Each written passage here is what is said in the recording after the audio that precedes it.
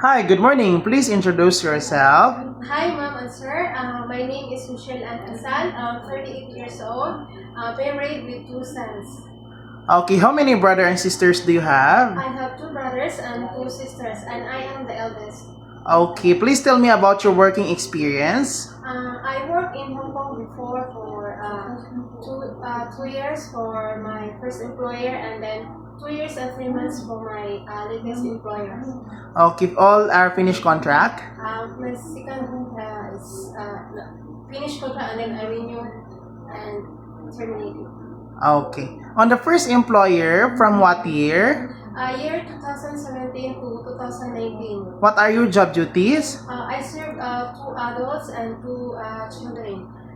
My main duties is to take care of the children, clean the house, go to market and work. Okay, in your second employer? To my latest employer, I serve two adults and one newborn. My main duties is to take care of the newborn, clean the house, and cook simple Chinese food. So that's the one. The second one is after renewing the contract, Yeah. she is terminated you. Yeah. What's the reason that she put on your paper?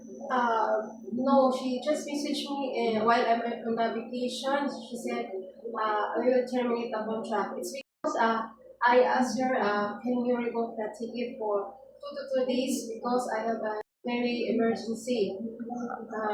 And then she said, no, I will terminate the contract. Then she didn't send any papers. Okay. So if ever you want to in Hong Kong again, so are you willing to taking care of newborn baby? Sure, yes. So what will you do if the baby is crying? If the baby is crying, I will check his diaper, his weight, I will change the diaper. And if never stop crying, I will sing a song. Or if not stop crying, I will check his temperature. Okay. So do you know how to taking a bath of the baby? Yes. First, I will prepare local water, soap, and a towel. Oh, what do you need to taking care during taking care bath of the baby? I need to take care of her eyes, nose, ears, and of course his head. Okay. So do you know how to sing a nursery song for the baby? Yes, I will sing it now. Yes. Twinkle, twinkle, little star, how I wonder what you are. Are you scared dogs and cats? No, I won't scared because we have dogs and cats at home. Okay. Do you know how to cook Chinese food?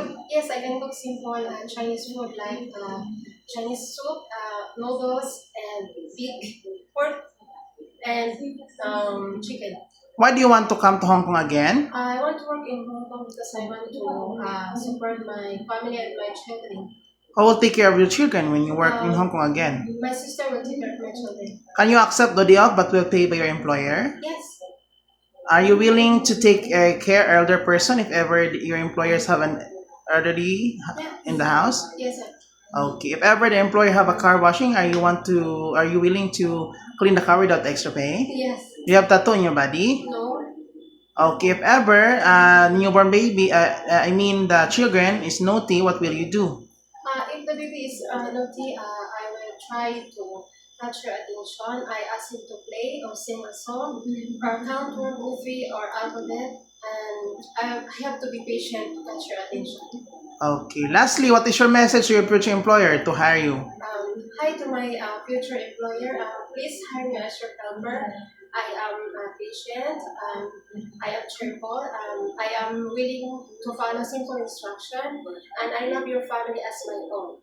I hope I can receive a positive feedback. Thank you. Okay. Thank you. See you in Hong Kong.